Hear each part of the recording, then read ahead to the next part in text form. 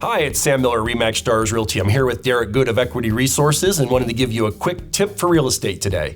Derek, there's a lot of buyers that want to buy a home with a significant other. They're not married. Can they buy the home jointly even if they're not married? Yes, anybody can buy a home together. That's never a problem. So they're both living in the home. They're just going to qualify as joint borrowers. Is there any exception to that rule? The only thing that you have to watch out for is if you are obtaining a VA loan. Okay. So if you're obtaining a VA loan and you're not married and you only have one veteran, it would make the process more difficult. Okay, good to know. Derek, we get a lot of people that are on fixed income, Social Security income. They no longer are employed, but they still have guaranteed income each month. Can they buy a house? Can you finance them? Absolutely. So whatever gross monthly income they have coming in, that will continue, they can use to qualify. So they could be fully retired, they got their retirement income coming in, could be a pension, could be Social Security. As long as that's enough income to qualify for the loan, you can work with them? Yes. Oh, I bet they'd love that. Derek, we've got situations, we've got clients that are either legally separated or going through a divorce, and they want to buy a house, and they want to buy it independent from their spouse. Tell us what challenges that presents.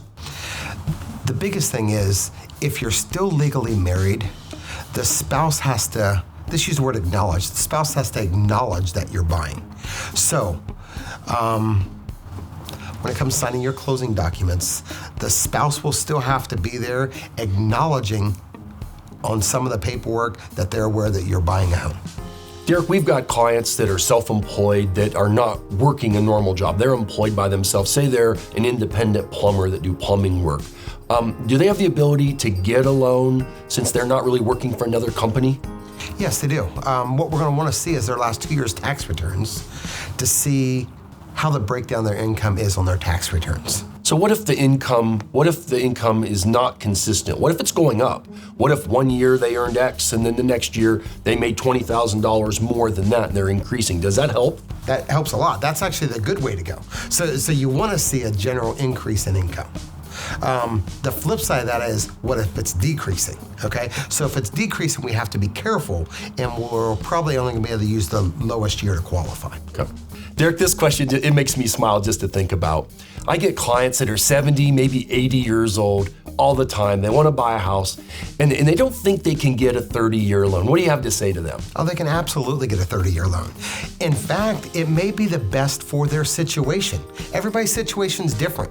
So what if they need to obtain a first floor home, first floor bath, first floor master, but they want to own instead of renting, so they can still get some tax benefits? Sure. Yes, they can do a 30-year loan as long as they qualify. As long as they qualify for credit and they qualify debt ratio, no problem at all doing a 30-year loan. Yeah, and you see, I think people believe if they're 70 years old that the odds are they're not going to live to 100 and never pay the house off. But as far as doing the loan, that's not a concern of yours, is it? Not a concern at all. That's awesome.